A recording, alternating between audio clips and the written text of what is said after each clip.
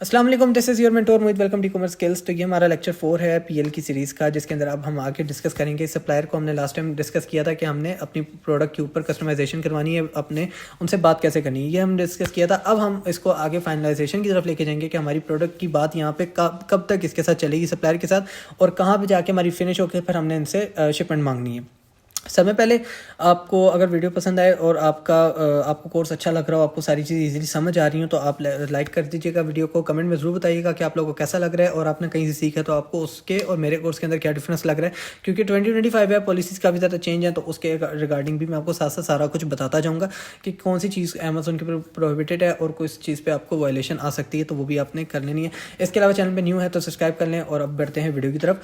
तो हमने पिछले लेक्चर में डिस्कस किया था कि आपने इनसे जो बात करनी है, कस्टमाइजेशन करानी है अपनी प्रोडक्ट की, क्योंकि आप पीएल कर रहे हो। पीएल बहुत सुकून से तसल्ली वाला काम है। ऐसे नहीं कि आपने आज बात कर ली, कल आपने ये चीज़ प्रिंट करा ली, चौथे दिन आपने शिप करवा के और छठे दिन से आपने अमेजोन पे लगा के उसको सैलरी लेना शुरू कर दी। ऐसा नहीं है, ये पीएल है। पीएल के ऊपर आपने एक बड़ा कैपिटल लगाना है, इन्वेस्ट करना है, तो उसके ऊपर आपको पता होना चाहिए कि मेरे इतने पैसे इन्वेस्ट हैं, तो इसका रिटर्न भी आते हुए टाइम लगेगा।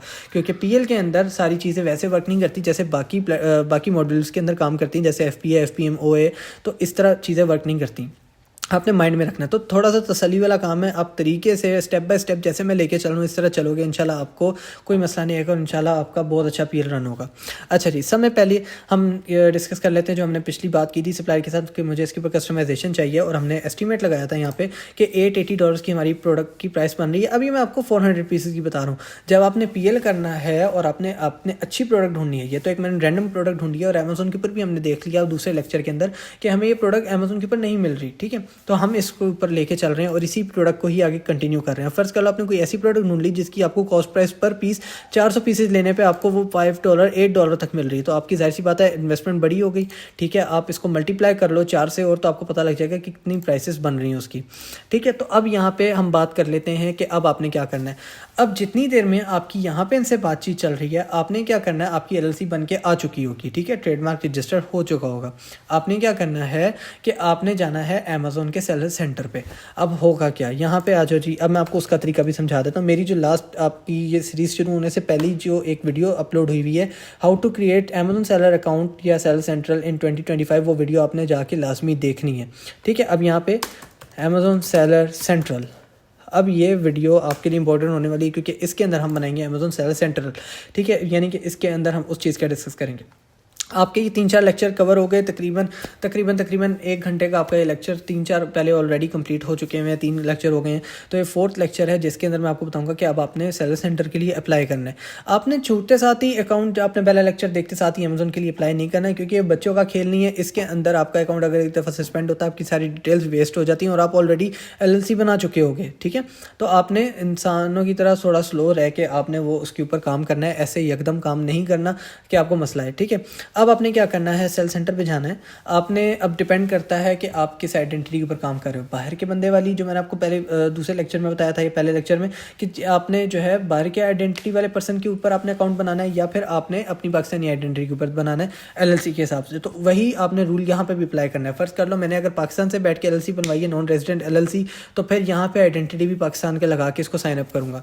आपने क्या करना है, आपने जो मेरी पिछली वीडियो है जो आपने देखनी है how to create sale centre वाली, वो आपने अच्छे से देख लेनी है। वो यहाँ पे आपको मेरे चैनल के ऊपर मिल जाएगी, और अगर किसी को नहीं भी मिल रही कमेंट में मुझे बता दे तो मैं वहाँ पे लिंक भी उसका अटैच कर दूंगा, ठीक है। तो आपने क्या करना है, आपने वो वीडियो पूरी देखनी है, आपने सेल सेंटर बना लेना है। आप पाकिस्तान में पाकिस्तानी आइडेंटिटी पे बना के बाद में अप्रूव करा के बाद में उसके ऊपर लीगल एंटिटी पे जाके आपने एलएलसी अटैच करनी है। सिंपल सा फॉर्मूला है, 4 स्टेप्स के अंदर है, ये आपने माइंड में रखना है। आपने एलएलसी बना ली इतनी देर में, आपने ट्रेडमार्क रजिस्टर करा लिया, आपने सप्लायर से बात कर ली, आपने अब सेल सेंटर बना लिया। ऐसे भी नहीं है कि सेल सेंटर बनाते साथ ही आपने उसके ऊपर काम शुरू कर देना है।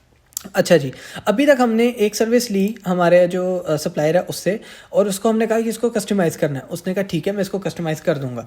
अब क्या होगा कि अब हमें जो है पहली बात ये आती है कि प्रोडक्ट कस्टमाइज़ हो गई, अब हमें डिलीवरी तो चाहिए उसकी, ठीक है। इसके लिए मैंने आपको बताया था 3PL सर्विसेज का। अब ये क्यों ज़रूरी है, अब फ़र्ज़ कर लो आपने जो है अमेज़ोन से लेबल्स लेके, जो बारकोड्स होते हैं अमेज़ोन के, वो आपने लेके अपनी प्रोडक्ट के ऊपर लगाने होते हैं। हर पीस के ऊपर एक एक बारकोड लगता है उसके डिब्बे के ऊपर, ताकि जब अमेज़ोन स्कैन करे आपके सेल सेंटर से वो चीज़ सेल आउट हो तो वो आपको साथ साथ बताए कि इतने पीसीज आज सेल हो गए, ये उसका क्यूआर कोड आ रहा है, ठीक है। तो ये चीज़ बहुत ज़्यादा इंपॉर्टेंट है कि आपने उसके ऊपर कोड लगवाने, तो उसके लिए आपको सेल सेंटर अब ज़रूरत है, क्योंकि अब इसने कस्टमाइज़ भी कर देना, कस्टमाइज़ करके इसने पूछना है अब बताओ कि मैं क्या करूँ, तो इसको हम QR कोड्स देंगे, वो ये उसके ऊपर लगाएगा और उसको फिर शिप करेगा आगे से। पहली चीज़ हमने कस्टमाइज़ करा ली। अब हम क्या करेंगे, हम इसको कहेंगे कि इसके ऊपर हमें जो है इसकी लेबलिंग चाहिए, और लेबलिंग से पहले भी एक ज़रूरी काम आता है। जब ये हमें बता देगा कि हमने इसके लोगोस प्रिंट कर दिए हैं, तो लोगो प्रिंट करने के बाद अब हमें चाहिए इसका EBC। अब EBC क्या होता है, इनहेंस ब्रांड कंटेंट। अब वो भी आपको दिखा देता हूँ। जैसे यहाँ पे मेरा कर्सर जा रहा है इस प्रोडक्ट के ऊपर, तो यहाँ पे अब देखो कितना वाज़ेह वो ओपन हो रहा है, ठीक है। और यहाँ पे छोटा लेटर भी नज़र आ रहा है, बट मैं आपको पर्सनली बताऊँ ये इमेज सही नहीं लगी हुई यहाँ पे शायद, तो इस वजह से ये नहीं कर रहा। अब ये देखो इस इमेज पे आ जाओ, तो ये देखो कितना वाज़ेह वो इनहेंस करके दिखा रहा है, ठीक है। एक EBC ये होती है, और दूसरा ये होती हैं लॉन्ग पिक्चर्स। अब फ़र्ज़ कर लो आप अपने PL के लिए लॉन्ग पिक्चर्स नहीं बनवाना चाह रहे, या वो प्रोडक्ट इस तरह की नहीं है कि उसकी लॉन्ग पिक्चर्स बनाई जाए, जबकि ऐसा नहीं होता। मोस्टली सारी प्रोडक्ट्स ऐसी होती हैं कि उसकी लॉन्ग पिक्चर्स या बड़ी पिक्चर्स आप बना सको। अब देखो यहाँ पे उसने डिस्क्रिप्शन में लिख दी, साथ इमेज विद टेक्स्ट डाल दिए, यानी कि इमेज भी आ गई, टेक्स्ट भी आ गया, तो समय बेस्ट काम हो जाएगा ये वाला।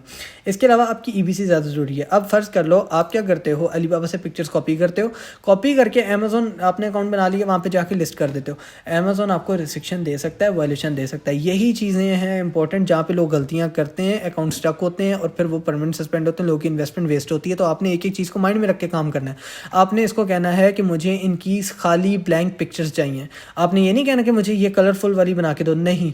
उसको आपने कहना है मुझे इनकी खाली ब्लैंक पिक्चर्स चाहिए। कैसे चाहिए, जैसे ये चारों कलर्स पड़े हुए, चारों जो बोतलें हैं, जो फ्लास्क हैं, वो अपने साथ इकट्ठे करने हैं, और इसकी बैकग्राउंड वाइट के साथ मुझे सिंपल पिक्चर्स चाहिए, ठीक है। वो हमने प्रोडक्ट की उससे पिक्चर्स लेनी है। अब उसमें क्या होगा, उसको कहेंगे हमें इसकी जो है शूट करके दो, जिसको हम शूट का नाम देते हैं, तो शूट करके देगा वो पिक्चर्स।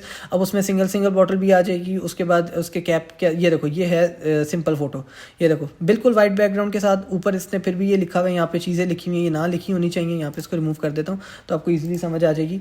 ओके, यहाँ पे इसको हम बंद ही कर देते हैं। तो ये है उसकी सिंपल पिक्चर्स। यहाँ पे उसने कैप्स वगैरह डाले हैं, हमें सिर्फ ये बोतल चाहिए खाली पिक्चर के अंदर। बाकी जो हमने ये चीज़ें बनानी है, ये कलर्स के साथ, ये डायमेंशंस, ये चीज़ें डिस्क्रिप्शन में डालनी है, ये हम अपनी EBC कैंपेन के अंदर डाल देंगे। कैंपेन क्या, यानी कि हम लोग जो उसको खुद डिज़ाइन करेंगे उसके ऊपर लगाएंगे। तो अब आपने इसको कहना है कि मुझे शूट भी करके दे, ये आपको शूट भी करके देगा, और इसके ऊपर जब शूट हो जाएगा तो आपको जब वो पिक्चर्स भेजेगा तो वो आपकी पहले तो पिक्चर्स रेडी होंगी, क्योंकि जब भी आपने अमेज़न पे लिस्ट करना है आपके पास अपनी शूट की पिक्चर्स होनी चाहिए, क्योंकि ये प्राइवेट लेबल है। अब आप क्या करोगे, जब शूट की पिक्चर्स आपके पास आ गई तो आपने क्या करना है, आपने इनको एडिट करवाना है। अब EBC के लिए आप मेरे पास भी आ सकते हो, और अगर आपको खुद भी आती है, किसी ग्राफिक डिज़ाइनर से करवाना चाहते हो, उससे भी करवा सकते हो। यानी कि जैसी पिक्चर के ऊपर कर्सर जाए अमेज़न के ऊपर, तो वो इतनी क्लियर क्वालिटी हो कि कस्टमर उसको जो है 4-5 रिव्यू भी देखने की ज़रूरत ना पड़े, वो डायरेक्ट ऑर्डर करे, ठीक है। EBC होती ही इसलिए। अब ये देखो कितना वाज़ेह यहाँ पे रिजल्ट आ रहा है, स्टैनले का लोगो, स्टैनले लिखा हुआ कितना अच्छा रहा है, सारी चीज़ उसको मेंशन है। अब ये सारी EBC है। देखो ये जो इन्होंने प्रोडक्ट बनाई, इसकी सारी इन्होंने ब्रांडिंग करवाई और सारी इसकी पिक्चर्स वगैरह खिंचवाई लोगों से, उनको प्रोडक्ट देके, तो यही EBC आती है। अब ये मे बी एडिट हुई हुई हो, ठीक है, ये खुद किसी पर्सन ने ना पकड़ा हुआ हो, और यहाँ पे उन्होंने सिर्फ पिक्चर को एडिट करके इसके साथ बनाया हो, तो ये EBC होती है, ठीक है। इनहेंसमेंट कंटेंट बनाया हुआ है, उसके अलावा इनकी लॉन्ग डिस्क्रिप्शन के साथ पिक्चर्स बनाई हुई है। देखो ये आ गई पिक्चर्स, ठीक है। हमें पहली प्रोडक्ट के ऊपर नहीं मिल रही थी, पहले कलर पे, बाकी ऊपर मिल गई। तो इस तरीके से इसकी सारी कलर्स पिक्चर्स वगैरह रेडी आपने करनी है, और साथ साथ आपने सेल सेंटर भी बना लेना है। अब ये 2 काम आपने कर लिए। अब सेल सेंटर बनाने से क्या होगा, अब पहले तो वो आपको उसकी भी थोड़ी सी डिटेल्स में बता दूं कि अब आपने सेल सेंटर बना लिया। सेल सेंटर बनाने के बाद हम लोग क्या करेंगे, और यहाँ पे उसको थोड़ा वेट करेंगे। ऐसे नहीं है सेल सेंटर आज बना, आज अप्रूव हुआ, 1 वीक 10 दिन बाद अप्रूव हुआ, तो अप्रूव होते साथ ही आपने उसके ऊपर लिस्टिंग कर देनी है। नहीं, आपने लिस्टिंग नहीं करनी। वो तरीका भी है, आपको बताऊंगा नेक्स्ट आगे प्रोसीजर में जाके।